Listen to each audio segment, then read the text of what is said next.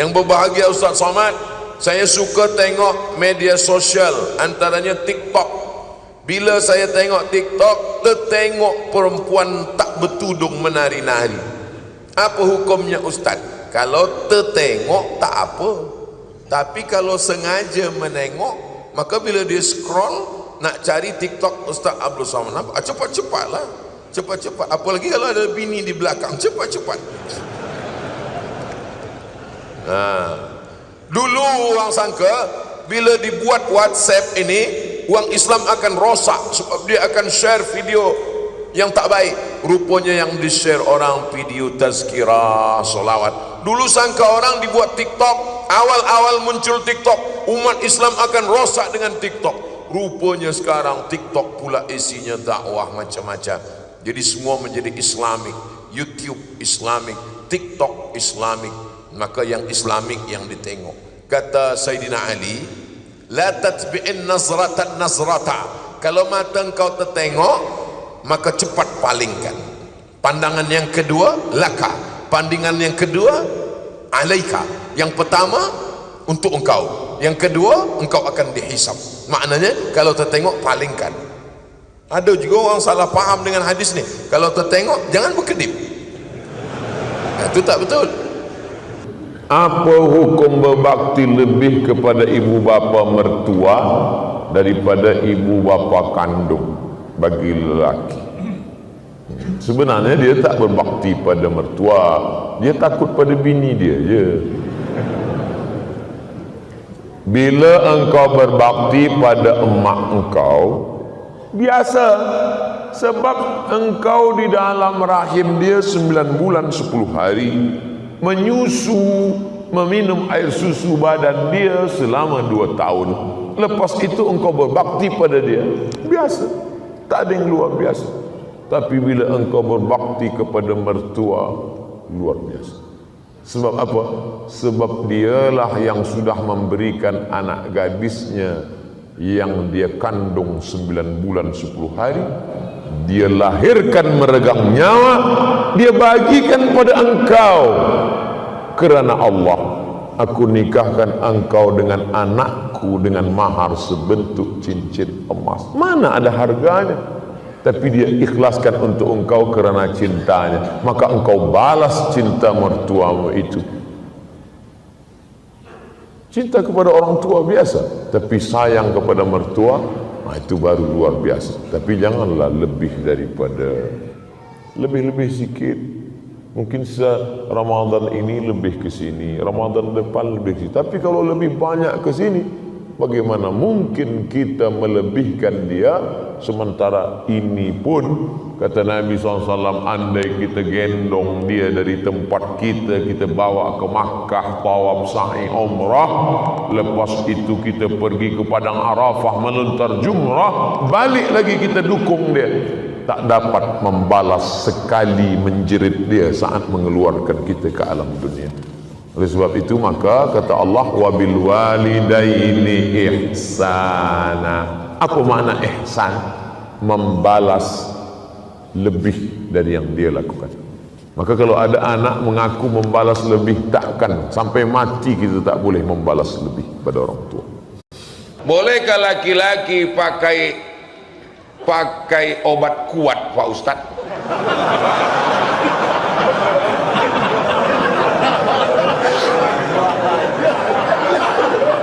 Laki-laki kalau umur 20 tahun, dia bertukar info tentang cewek.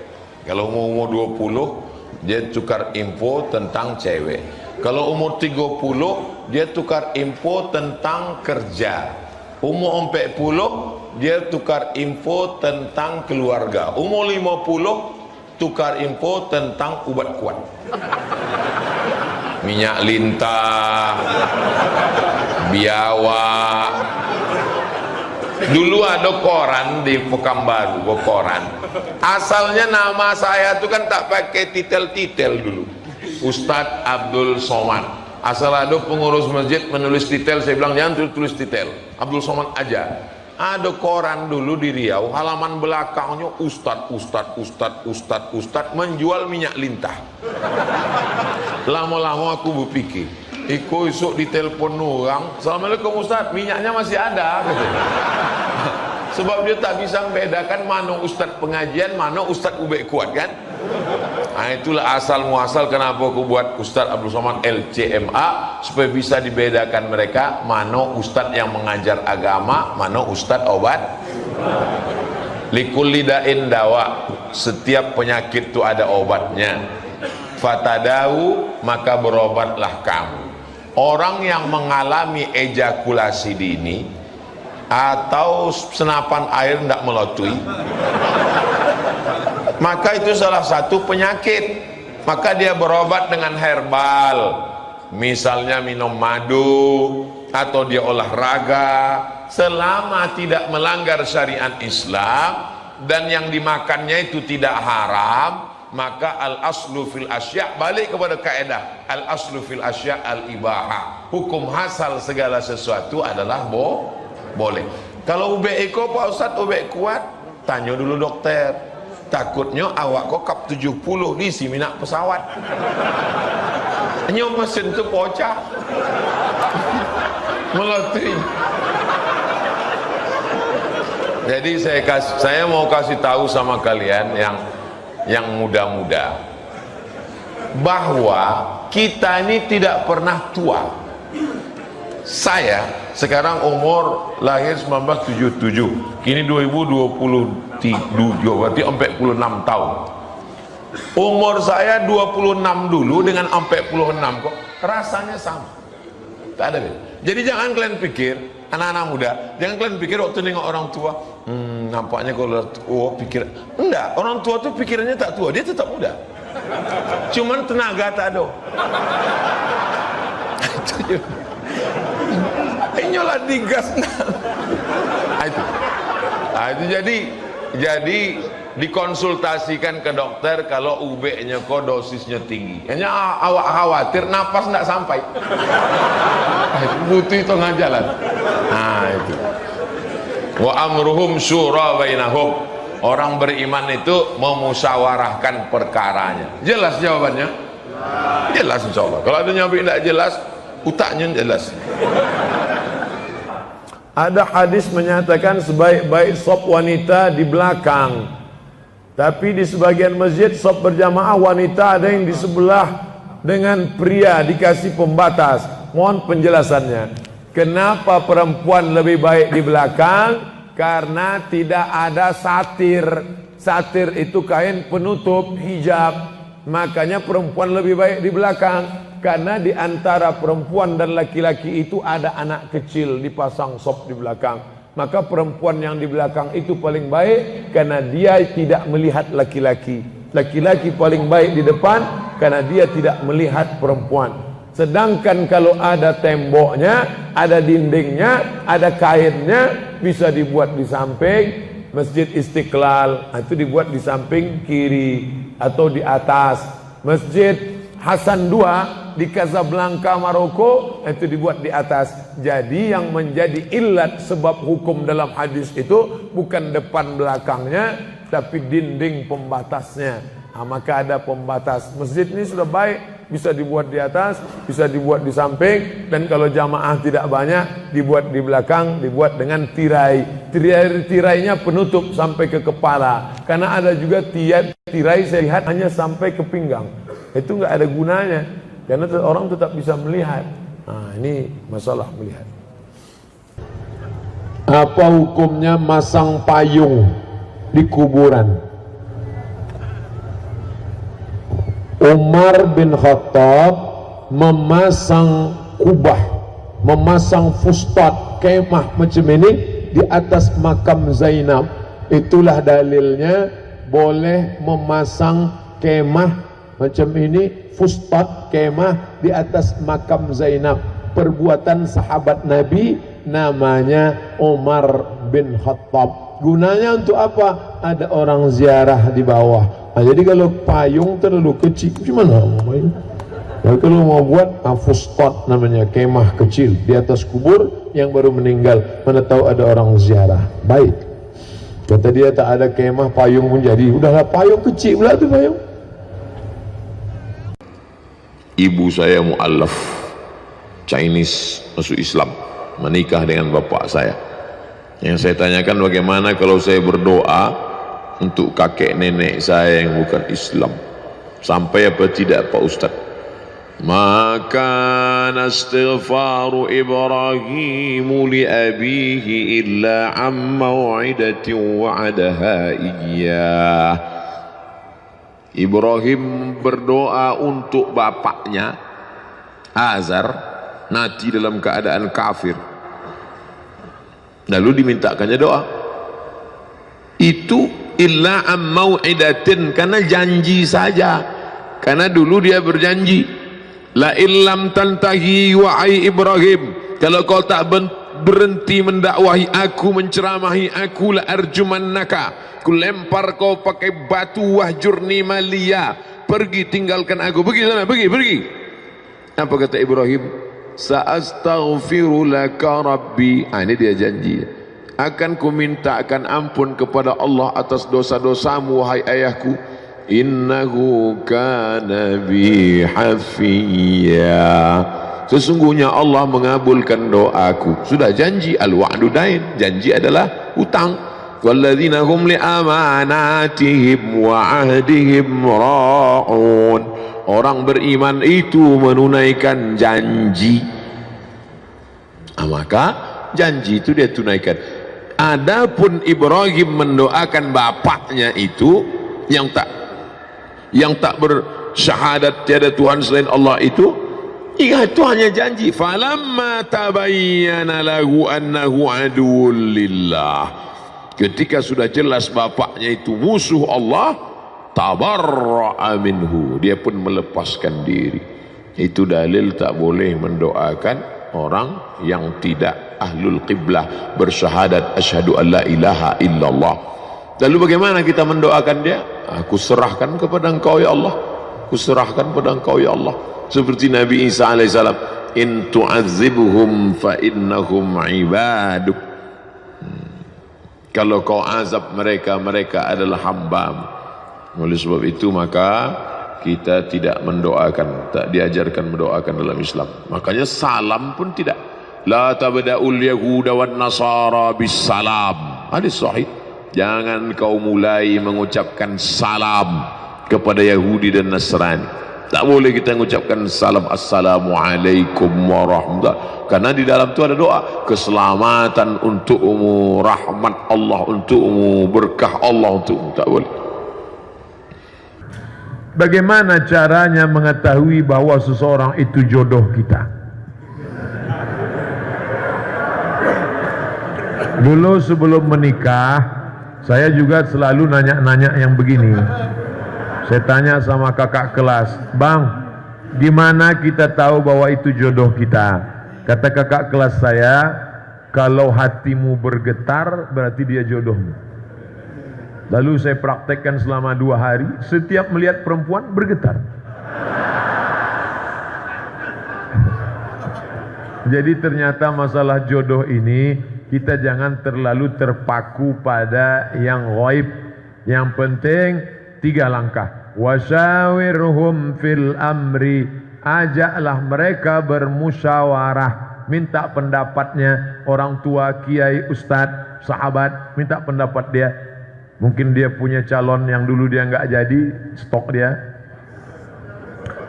Fa iza azamta, setelah dengar pendapat orang lalu kau azam, tekad kuat, fatawakkal 'ala Allah, pinang dia, serahkan kepada Allah. Jangan terlalu banyak berteori-teori.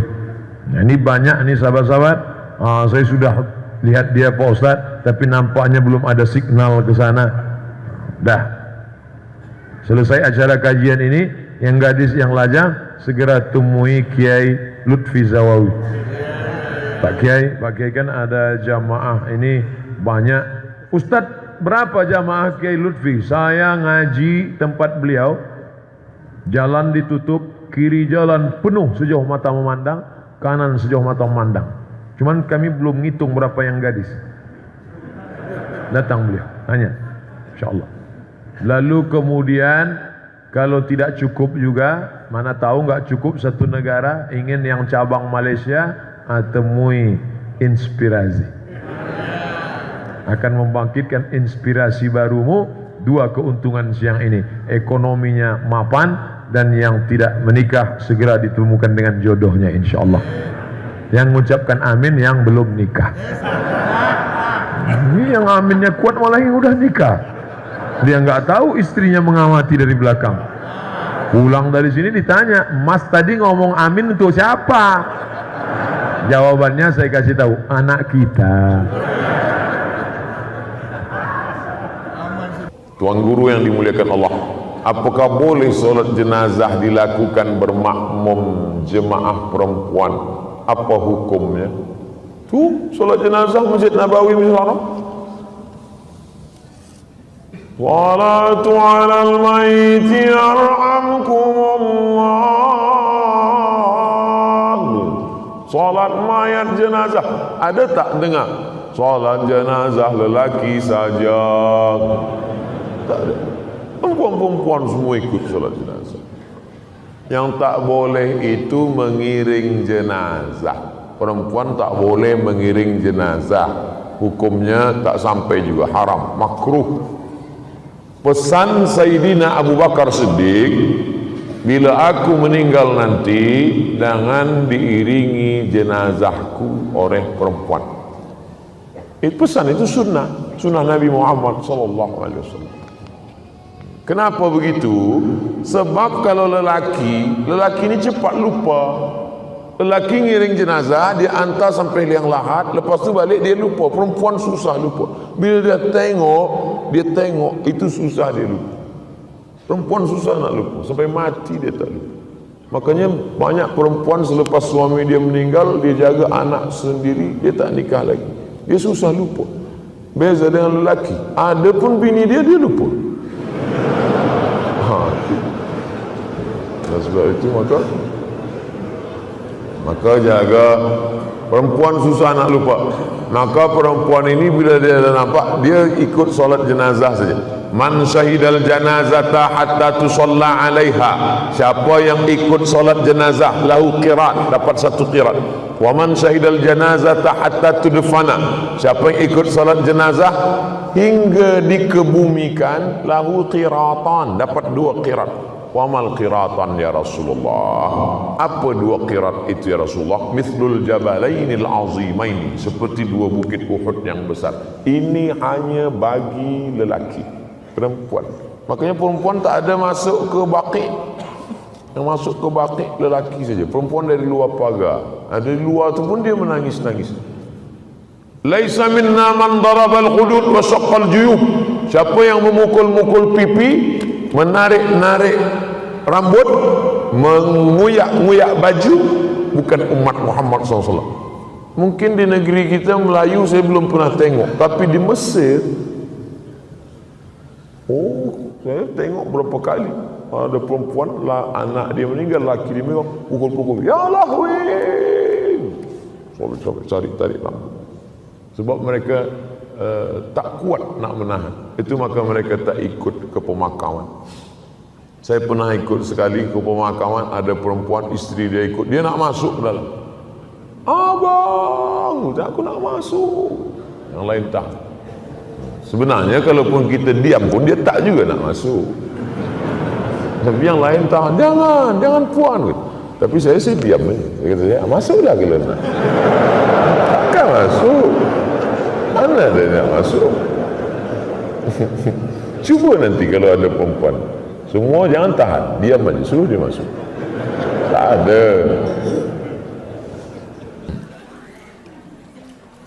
Ada orang tua tak mengizinkan anaknya nikah dengan orang yang bekerja serabutan dan tak punya gelar. Bagaimana menanggapi orang tua seperti ini, Ustadz? Jika si anak melanjutkan nikah dengan laki tersebut, apakah si anak bisa dikategorikan anak durhaka? Kawan saya kenal sama cewek melalui chatting. Hai, adik di mana? Akhirnya berjumpa di Jakarta. Sampai di Jakarta, bertamulah ke rumah perempuan tadi. Majulah dia jadi imam. Bismillahirrahmanirrahim. Selesai sholat, apa kata bapaknya? Inilah yang bisa jadi imam untuk anakku. Dia pun dah pede nikah sama anak gadis. Rupanya bini bapak ni nanya, kerjanya apa? Kawan ni baru balik dari Mesir, belum punya kerja tetap. Tak jadi nikah gara-gara tak ada kerja. Sekarang apa yang terjadi? Saya baru pulang dari rumahnya kemarin dari Makassar. Kantornya 3 lantai. Duduk saya di kantornya. Duduk dulu Ustaz Somad, ambil barokah. Duduk saya di kantor. Saya bilang ada yang kurang tulisan di kantor kau ini. Apa yang kurang? Buat tulisan di atas. Apa tulisannya? Bekerjalah supaya mereka menyesal. Rezeki tak berpintu. Kalau datang anak lajang meminang anak gadis ibu, 2 cuman yang disuruh tengok. Pertama, dinahu, agamanya baik. Yang kedua, khuluqahu, akhlaknya baik. Baik agamanya, baik akhlaknya, nikahkanlah. Rezekinya menyusul belakangan. Ini ada orang baik agamanya, baik akhlaknya, tak mau dinikahkan anak. Akhirnya dinikahkan anak sama orang yang bawa mobil. Seminggu nikah anak menangis. Kenapa kau menangis? Rental. Itulah hukuman bagi mertua matre.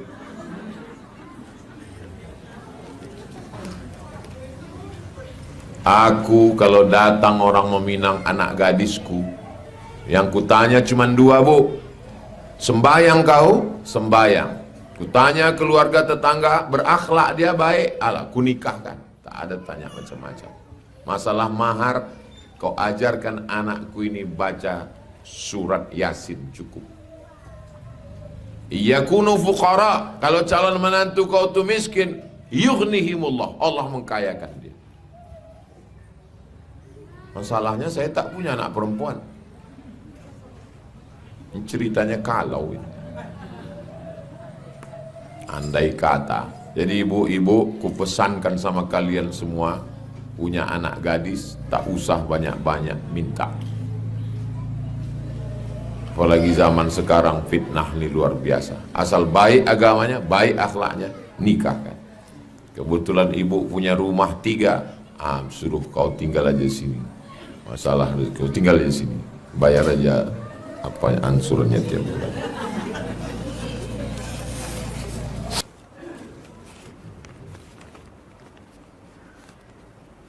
Kalau ada orang tua melarang menikah anak perempuannya, padahal sudah dikehendaki laki-laki yang soleh, bagaimana Pak Ustaz? Ini yang nulis pasti laki-laki soleh.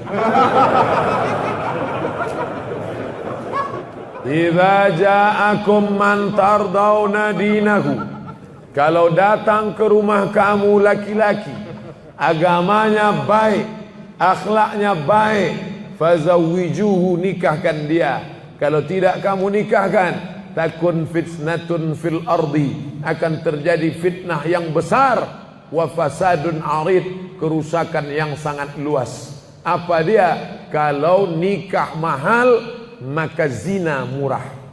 Nauzubillah. Datang anak soleh ke rumahmu, menikah, ingin nikahi anakmu, tapi hadis ini ditujukan kepada para wali. Wali itu 6: ayah, kakek, abang, adik, abang ayah, kakak ayah, adik ayah. Mereka lah yang berkuasa. Ini kenapa bisa perempuan?